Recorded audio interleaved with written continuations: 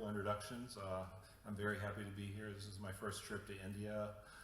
So far I've had a wonderful experience.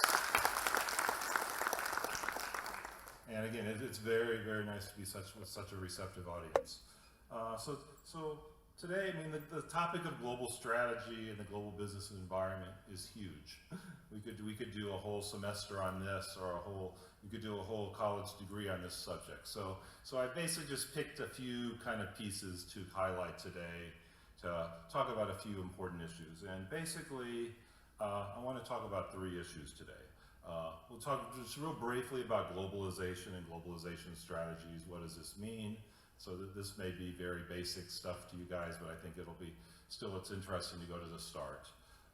Then we're going to talk a little bit about why emerging markets are important within globalization and globalization strategies, particularly within the last decade and 5 years, and how some of the FDI statistics are really showing a fundamental change in the world that hasn't been there before. And then I picked one area of globalization strategy that I think is particularly important for my research, and that I was going to talk a little bit about reputation issues in emerging markets and reputation issues in general in the strategy world. And so I think that'll take up all the time I have and more. So if I go too long, stop me.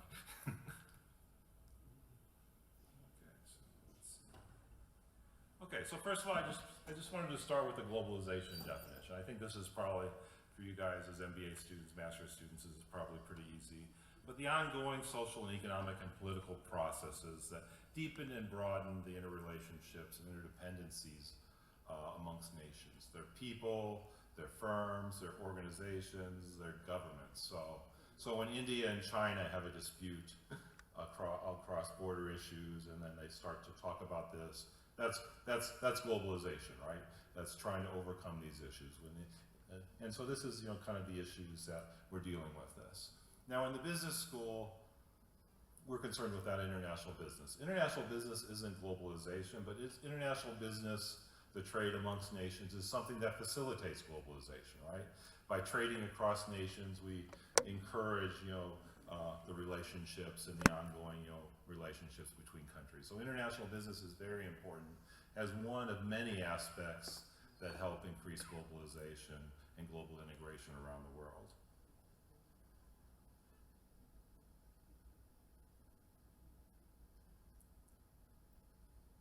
And we can think of a lot of factors that are impacting globalization. So we can think of increased expansion in technological advancement. So the IT networks, right? So the internet. We could think of liberalization of cross-border trade and resource movements.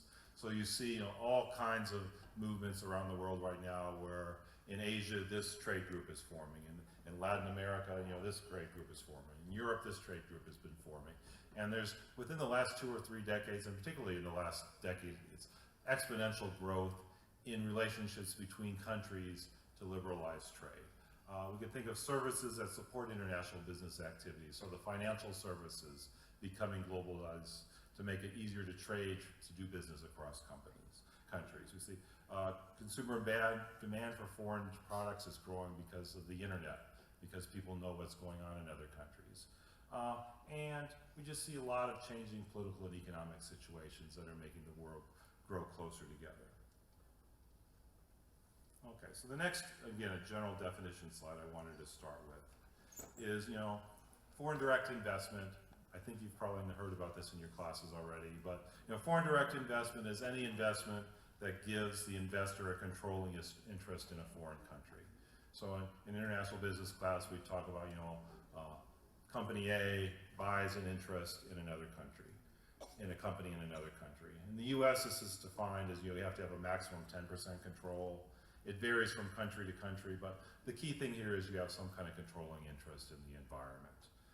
Now, what's important here is that I want to talk about next is, from which countries does FDI occur, and which countries are most likely to be FDI destinations. And there's been a fundamental shift in this in the last few years. And so, looking at, statistics from the World Development Bank, we basically see that, if you look at 2011, which is just, 4 years ago, the developed world received 52% of foreign direct investment. This is according to the World Bank, the World Investment Report. So basically, and before that, it was always 50, then 60, but the developed world, everybody invested in the United States, in Europe, some in Japan, and this was because there was this kind of notion that these are the markets where people have money to buy goods, where it's where we can sell. However, if you look at 2012 and 2013, and I think that the latest report just came out the last week, so I haven't got the data on that, but I'm sure it's going to be the same in 2014. It's a big shift. In 2012, the developing world now all of a sudden receives 55%. So basically they've crossed a threshold where the developing world is receiving over half of the inward investment. More investment is going to China and India and Russia and Brazil than is going to the U.S. and Western Europe as a whole. This is a major shift, right? This isn't just one emerging market doing well. It's a whole group of emerging markets, and I think this is something that needs to be taken note of. When you add in the transition economies, which is basically Eastern Europe, you're talking over 60% of foreign direct investment is going into developing and transitioning economies, and this is a big change in the world. If we look specifically at the countries, the U.S. still receives the most investment as of 2013, but China's right there, Russia's third, Brazil's fourth, Mexico's in the top list. If I continue this down, India's not far below 30 billion. So you're seeing, lots of emerging markets are being seen as viable places where companies can invest. They're being seen as markets where, companies can make money, can build products and sell them. And this is a big change in the world and how people think about the world. If we look at outward foreign indirect investment, so outward FDI going, where is the source of foreign direct investment? We also see a big change in 2012. If you look at, in 2011, the developing world counted for 25%. It jumps up over 30% in 2012, 33 and 32%. And so it's not at the halfway mark, but still over a third of the foreign direct investment source is coming from developing countries like China, like India, like Russia. So not only are emerging markets being seen as sources, places where you can sell your goods and places to invest, emerging markets themselves are controlling over a third of the foreign direct investment dollars that are going to other markets. And so this means they're having a bigger and bigger influence on the economies of other parts of the world. And I think this is a significant change in the world. And if you go back before 2011, it was very different. If I remember when I started teaching 20 years ago, it might have been 20%, 15%, even 10%. Now these are big changes, and I think this is a fundamental shift in how the world is operated and the relationships between countries. And again, the biggest country, still the U.S. leads, but China's second and Russia is fourth. So you're still getting emerging markets among the top countries that are investing in other places.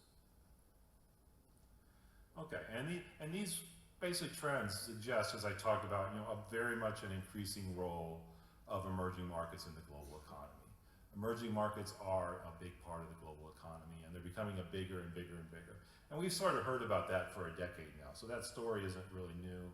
But I think the new part of it is, the reaching this tipping point where it's, people have been talking about it, now it's becoming really in a reality. And I think this is, something that's important, particularly, here in India, but in other emerging markets as well. Okay, I'm going to go back to another definition, and this is basically the definition for global strategy. So this talk, the theme that was given was on global strategy, global strategic management, so I thought I should define that term too. And so here we have, global strategy is basically a comprehensive, ongoing management planning process. So it's something that's not ad hoc. It's something that firms actually do purposely, aimed at formulating and implementing strategies that enable a firm to compete internationally. So this definition is pretty much the same as if you had just a base domestic strategy textbook. The key difference is the internationally part. When you talk about global strategy, you're doing the same things. You're planning where you're going to sell, what products you're going to sell, and so on. But there's a whole host of interconnected complications that make everything exponentially more difficult. You have different languages you're dealing with, different cultures you're dealing with.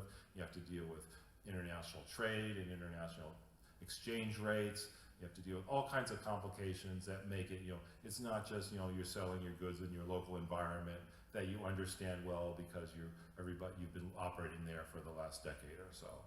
And so global strategy, is really a more complicated thing than just strategy, but it's often with the same kind of objectives. And when we talk about global strategy, firms usually, we think of multinational firms as having three competitive advantages that domestic firms don't have. First of all, they have ways of being globally efficient. So one thing they can do is that, I'm a company in the US, but I can locate my IT services in Bangalore. And that can make it more efficient for me to operate, right? So global companies, multinational companies have the flexibility to take the value chain and subdivide it across where they operate. They can also have economies of scale and economies of scope, producing more of a product or producing related products because they operate in multiple countries, and this allows them to do bigger production runs or learn from related products, because India likes this version of soap and China likes this version of soap, and they build on each other. They can also be more flexible in times of crisis. If you operate in more places, there's a hurricane in Taiwan where your plant is, you can shift production to another place. Or when market goes through a recession, you can shift sales to another place. And finally, they can learn from their operations around the world. By having subsidiaries in multiple places, there's an opportunity, if you're structured correctly, to really take advantage of the fact that I'm a US company, I'm in India, they do this thing really neat in India that no one in the US ever thought of. I can learn from that, and I can take that and apply it in my operations around the world. So, this is, I think this is a Porter value chain you've probably had in your strategy classes, or you will have if you haven't had before, which breaks down the elements of the, basically the production shop process into stages. Multinationals can leverage, the different positions of this strategy, of this framework, and do parts of it in one place, parts of it in another, build up economies in different parts of the framework as well. Okay, so moving on from there, I just want to talk about emerging markets can achieve all those things that I just talked about, those advantages, in making firms can be more competitive and allow M&Es from outside or M&Es from within emerging markets to compete better. So in terms of location efficiencies, companies can take advantage of different types of efficiencies, such as, in India, very strong IT technical skills, right, at a lower price. So multinationals can take advantage of that. They can also take out low-cost, unskilled labor in other places. So there's advantages in all kinds of efficiencies like that. Emerging economies, in the case of India and China, have large populations of themselves, which allows for economies of scale and economies of scope, even within a market. And they basically expose firms to new ways of operating, which basically allows them to improve their products on a global scale, not just in the local market. Okay, so this is a framework done by a professor named Ravi Ramamurthy to describe kind of the way firms invest from country to country. And I think it's nice kind of summary of the changes that are going on. So traditionally, when we think of international investment, it's all, and north to north is somewhat, a derogatory term, so I'm using the framework, but some people don't like it. But so developed country to developed country. Traditionally, if you went back 20 years ago when I did my PhD, 90% of the investment came from the developed world. It all came from the US and Europe and Japan, and about 75% of it went to other developed world countries, so also to the US and Japan and Western Europe. That's not the case anymore, right? The statistics I showed you a few minutes ago, we're moved a long way from there in just a couple of decades. The second cell is down market FDI. So there's also this kind of characteristic where the next thing is where, developed countries started investing in emerging markets. China was one of the first, India is, next, but there's also Brazil, there's also Russia, and a whole number of South Africa and a whole number of countries around the world. The third cell is in emerging markets themselves, companies started becoming bigger and bigger and becoming gaining resources to invest in other emerging markets.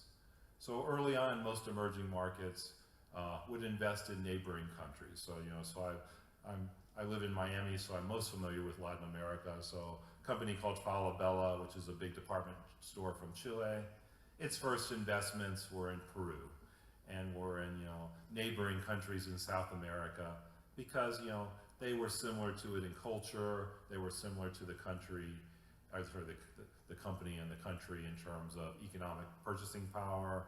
And so it made sense for these companies to invest in other countries that were similar to their home country because it was an easier sell. The most interesting thing that's happening is the cell 4, the one in purple. The South-North FDI or the upmarket FDI.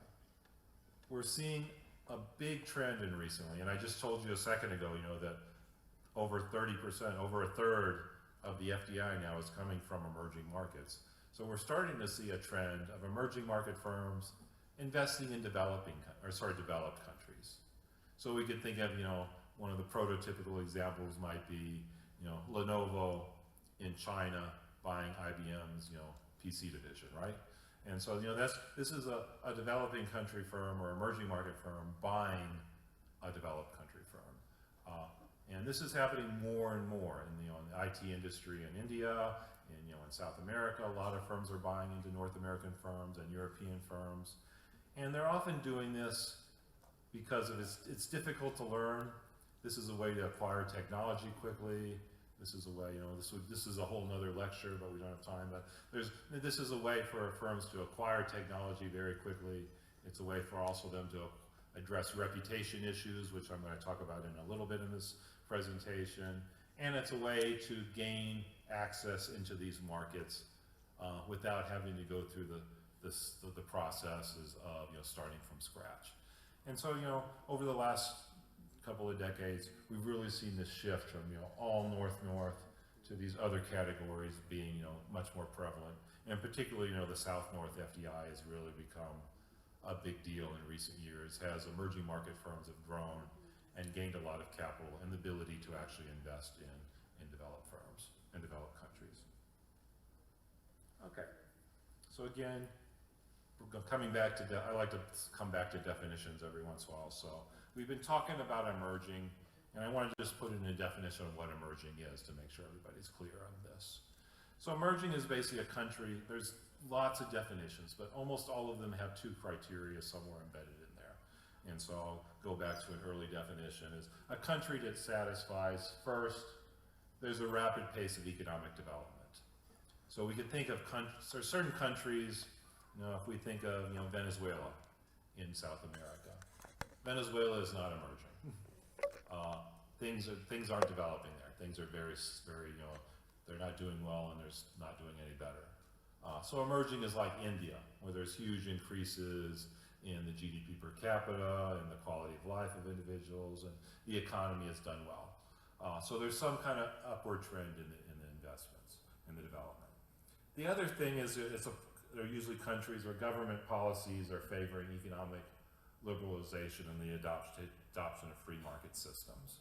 So we saw this in India, several years ago, where the restrictions that were put in 2 or 3 decades ago about foreign firms can't own more than 50% of a company, they were mostly abolished, right?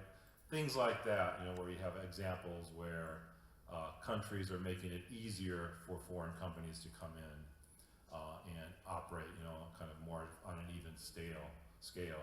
This is making a big difference. And so this is the other categorization that's usually done when we talk about emerging markets. Even in China, where the political system is still very, very much controlled from the top, you still see on the economic side, tons of liberalizations going on since they joined the WTO in the early 2000s and right before that. Now there's all kinds of classifications on what's emerging and no one agrees. So I've looked at a lot of these. Because it's a little bit, how much is progress do you need to be emerging? But I usually don't use Wikipedia as a source, but Wikipedia had a nice summary of 10 different ones that were very well respected. And so when we looked at all 10 of them, there's basically a handful of countries that are almost everybody thinks is emerging. So we could think of Brazil, China, India, Mexico, Russia, South Africa, and Turkey. I mean, there's lots of other definitions, there could be up to 50. Other definitions might be even a little more restrictive, but some definitions will include South Korea and Taiwan. Other definitions say South Korea's advanced too far, Taiwan's is advanced too far and is not emerging. But these are the countries that everybody considers emerging, and of course India is represented among them. But as this kind of slide, and I won't read through it, but kind of just represents is that this Pricewaterhouse study basically said, even though there's all these emerging markets, there's a lot of variation in them. Each one has its own idiosyncrasies. They do things differently, so we can't treat everybody the same.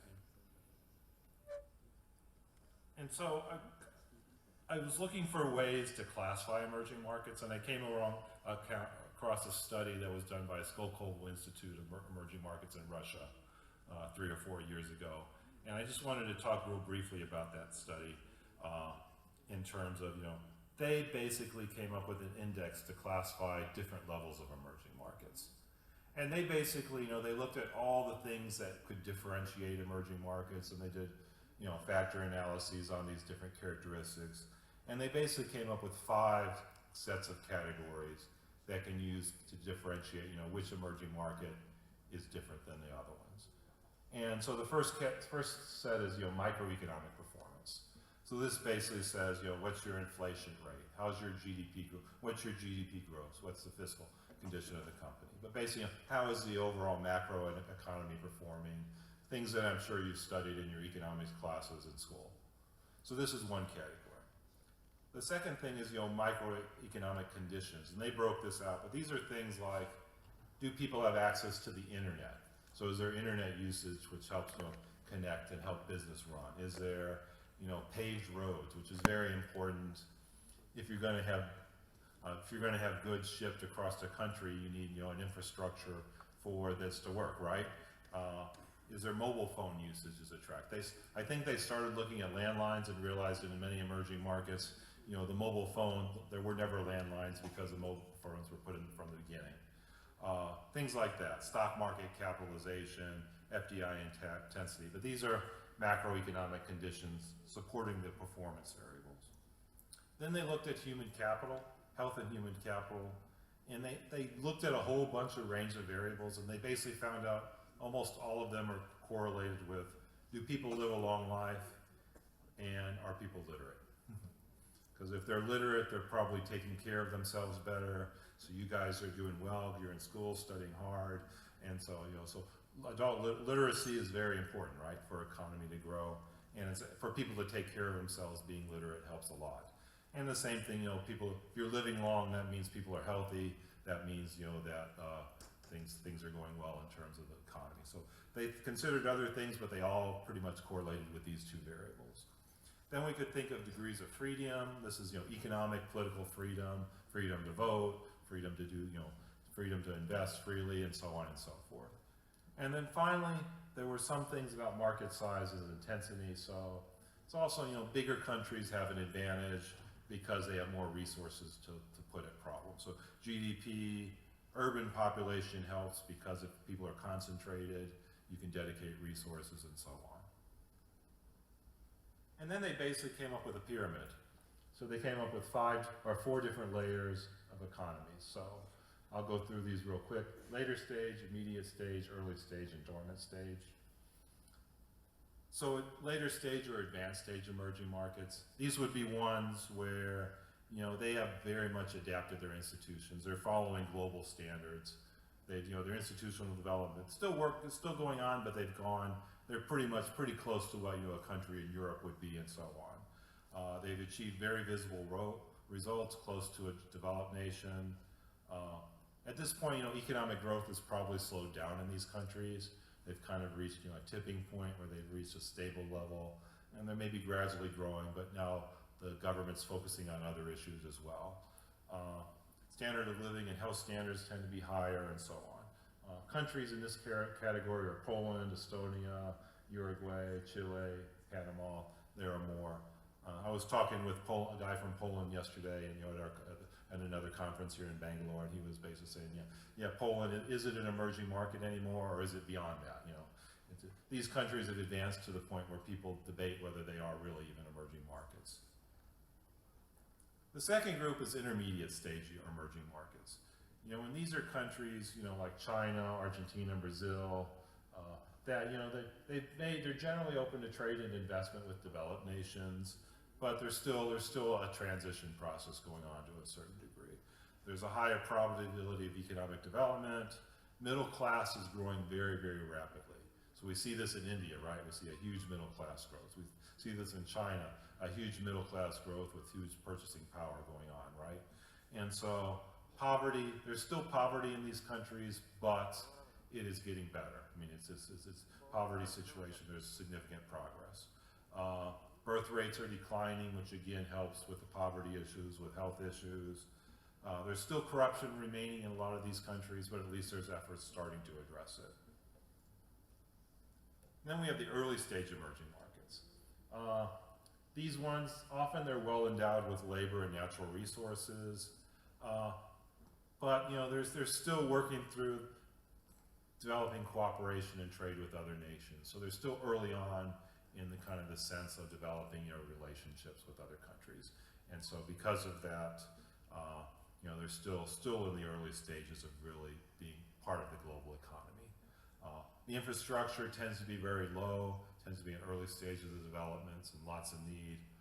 There's still widespread poverty, poor health standards, some attempts towards a market economy, but not total. And so these often present opportunities for Western business and business from other emerging markets because it's often the chance that you can be the first mover in these things. So from a strategic point of view, if you target a country that hasn't been invested in much like before, you can be the first one in there, and hopefully if they're on the right trend, you can take advantage of that. And so they usually, they classify Dominican Republic, Ecuador, Bolivia, Guatemala, Honduras in this category. And finally, the dormant countries. These are the ones where nothing's happening. These are the ones, unfortunately, where, due to natural conditions, they're stuck with they often have natural resources, but nothing's happening. The government's not really making any progress towards liberalizing. There's lots of corruption often in these countries. Often there's civil wars going on, or there's natural environmental disasters occur. Something's happening that just nothing is happening. Poverty and health standards are very low. And so examples, you can think of Venezuela, the Republic of Congo, Cuba, at least until recently, North Korea, Haiti, are good examples here, right? Cuba is obviously maybe one that's switched in the last couple of years, but it's still issues. Okay, I'm going to skip through a couple of slides.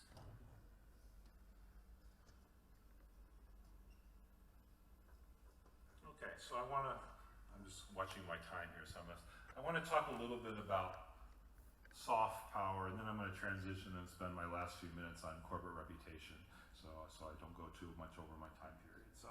So another study just basically, soft power is basically the ability of the state to influence the actions of others through persuasion or attraction rather than coercion. So that's the technical definition, but it's basically, sort of like, are you a liked country? Are people attracted to you not because you have guns forced to them or because they have to be, but because, you're culturally drawn to them, or this is a country where people, find, just kind of an emotional attachment to. And so, which is different than having a military might or just a strong economic might. And so it's the ability to attract and attraction often leads to acquiescence is the idea. So Skolkovo Institute also did a soft power type index, and basically they developed an index based on 3 different factors that they found to be really important for countries to have influence without being other than being influenced because they're just economically strong or politically or militarily strong. So the first one is the global image. What do people think of your country? And so are you thought of as a kind people, a nice place to visit, a place where people are going to be hospitable to you? Is it easy to get there? Second thing, are you integrated? Are you a country with free access to the internet, and so people can and people have wide access to the internet, so wide access and it's not controlled, so they can learn about the rest of the world? Are you a country with good railway connections or good airline connections or good other types of connections to the rest of the world to help you out? And the third thing is integrity. Is this a country where people feel there's free elections, where you can do business and you don't have to bribe your way into everything? You can do, it's a place where business is done basically above board. And so their study, they found these 3 elements were very important for the soft power of countries. And when you looked at the ranking of countries, I took their the global rankings and the emerging market rankings. Among the emerging markets, India does very well. And I think this is because, there's lots of good press of India going on around the world. The Bollywood phenomenon is, may seem funny, but, but it's important, right? Because it exposes people to Indian culture and allows them to have an affinity to Indian culture. There's obviously lots of Indian scholars studying around the world. This is exposing to people. India itself has worked on connections, and so soft power is very important. And this leads to the last thing I'm going to talk about, which is basically reputation. And I'm going to talk about reputation at 2 different levels. So the first thing I want to talk about is corporate reputation. So reputation, there's lots of definitions, but often it has to do with how much do you admire, esteem, feel, and trust in an economy. So reputation is, how do I feel about a company? How do I feel, I see, Wipro. Do I think Wipro is a great place? Do I admire Wipro? Do I think, is it a good place? Would I want to work there? Would I want to invest in there? These are all issues, that reputation drives. So it's kind of the overall effective evaluation of stakeholders, either employees, investors, consumers towards a company. One person called it the emotional beating heart of the firm. Now, company reputation is very important, but in emerging markets, I think what is often even more important is the reputation of the country. So particularly, when emerging market firms go to developed markets, people often don't know enough about the company to have an effective relationship with it. They don't know enough about the Wipros and the Infosys and so on to say, I admire that company. Eventually, some of them have crossed that border, but like Infosys, I'm sure has. But for the most part, emerging market firms, because they're so unknown in other parts of the world, their brand names aren't as well known. People rely on the reputation of the country to give them signals on how they feel about the company. And so country reputation is basically the aggregate stakeholder images of a country over time. And countries have overall reputations in general. So people might say, India's a great place, India's a terrible place, India's, whatever place, So they have a good feeling about India in general, but they also have feelings about India with respect to specific dimensions. So they might say, India would be a great place to visit, it has great companies, maybe I don't want to live there, or something like that. So it could be something like that, right? So there are different dimensions, and often it has to do, would you want to visit, would you want to live, would you invest, are their companies solid, and things like that. So another example, Japan is perceived very differently in China, with a long history because of World War II and before, than it is in the U.S. And so this is kind of the idea, country reputations, they could be for everywhere, but often they're with respect to specific countries, have specific reputations of other countries, and even with respect to specific dimensions. So this is also related to a related term, country of origin, which is a whole nother literature you may have heard about in the marketing field, where basically, the impact of generalization perceptions about a country impacts the perceptions of their products and brands. I think the big difference here is that country of origin has generally been studied at the product level. So with respect to, one particular product or one particular brand, where country reputation is looking at a much more broader level of evaluation of a country. But there's certainly similar parallel constructs. Okay, so I usually throw a Dilbert in my lecture. I don't know if it even translates culturally, but I threw one in anyway. So here you got, the pointy-haired boss. Managing is a lot easier now that we've given up winning one of those best places to work awards. Wait a minute, do you have a minute? Not for losers. There was a time when I wouldn't have known how to handle that situation. So the idea here is that, this is a farce, right? This is not how companies think. Companies, they want to be perceived as good places because they know if they're not perceived as a nice place to work, they're going to not hire good employees. The good employees are going to leave. They're not going to be able to succeed well.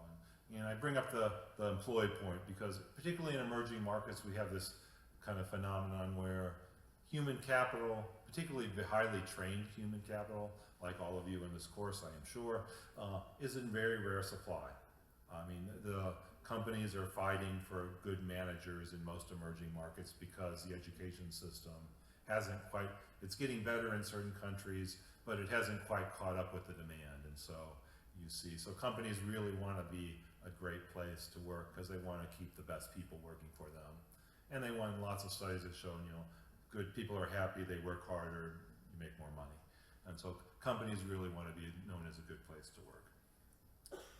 And the opposite, if you do something bad, in today's world with the internet, people hear about it, right? So this is, from the US recently with the BP disaster, but, there's examples all over the world where companies did something, it's photographed, and it hurts their reputation, and then they have problems. Okay, so I'm going to skip through this.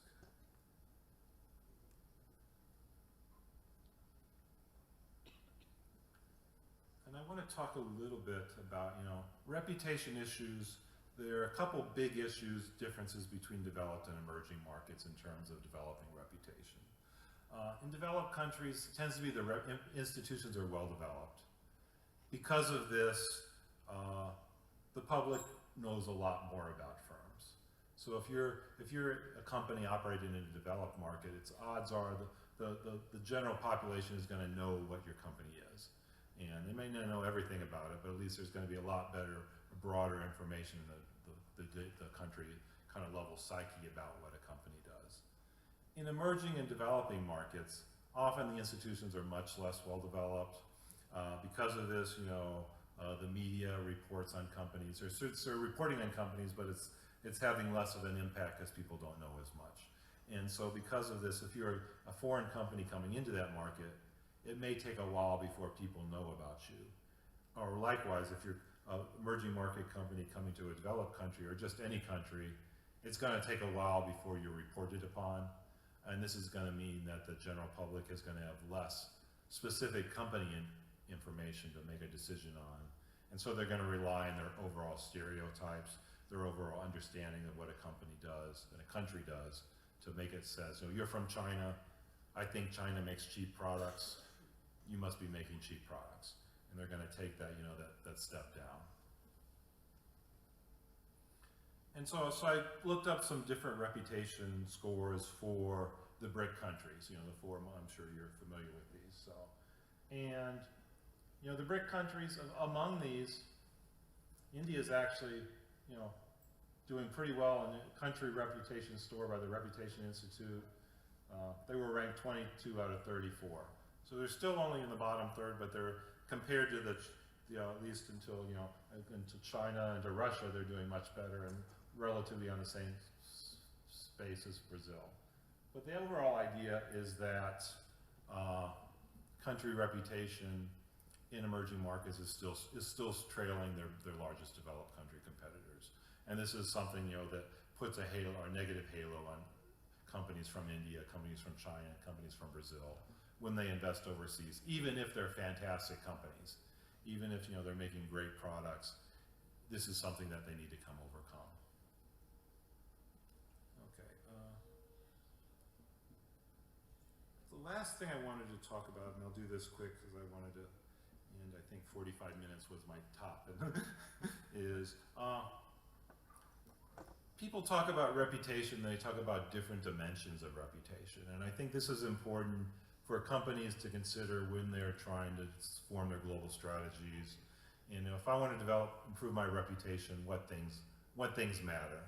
And I've worked with the Reputation Institute on a number of studies, and basically through tens and thousands, actually hundreds of thousands of reputation assessments, they've come up with 7 dimensions that are very influential in impacting reputation. And so I wanted to go through those very quickly, just like 15 seconds each, to just kind of indicate what kind of things impact reputation. And so the first thing that impacts reputation is company performance. So this is the one that's been studied the most in academic literature. And basically, companies that perform well, that have lots of profit, that the return on investment is good, they tend to have the strongest reputations. So this makes sense, right? This is but this is the thing that gets reported in the media the most.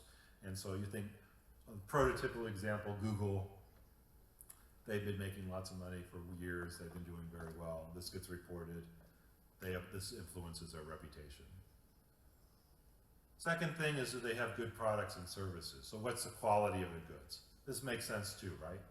So, companies that produce better goods, Rolex is a good prime example here. They have a good reputation. Third thing is, are they innovative? Apple's usually the prototype here. Do they come out with new products? Do they come out with products that push the boundaries of our understanding? Fourth one is the workplace. Are they thought of as a great place to work?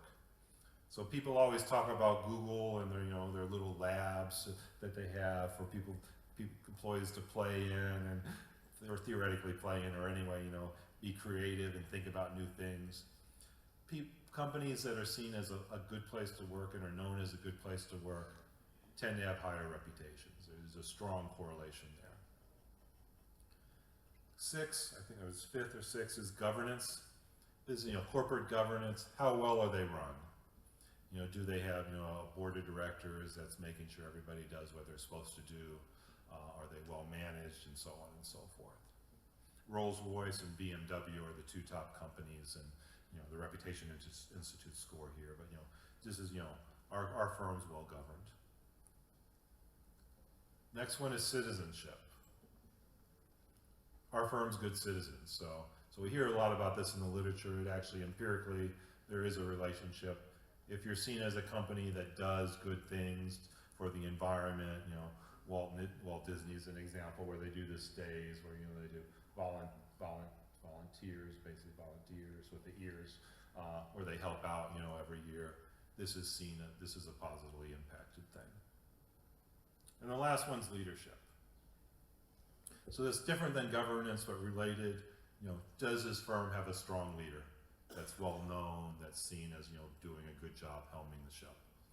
And so these things, when emerging market firms go abroad, and just when firms are evaluating their home markets, seem to be strong influences of reputations of firms, and and help them in overcoming the country reputation effects that they're going to have, and particularly for emerging market firms, emphasizing these things can help them, put kind of kernels in evaluators' minds to overcome the other difficulties.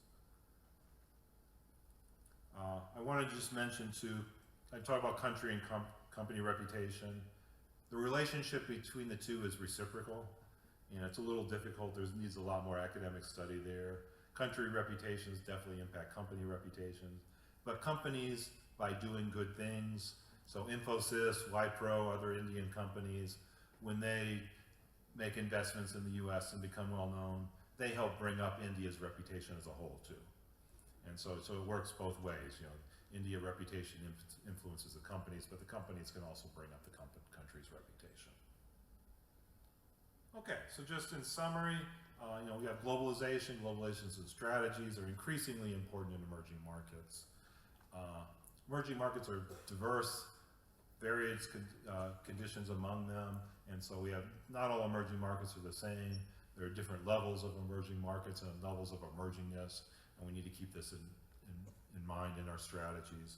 And finally, reputation issues are crucial in both global strategy in general and in emerging markets in particular, particularly because of the country reputation effect overwhelming issues with respect to individual firm reputations.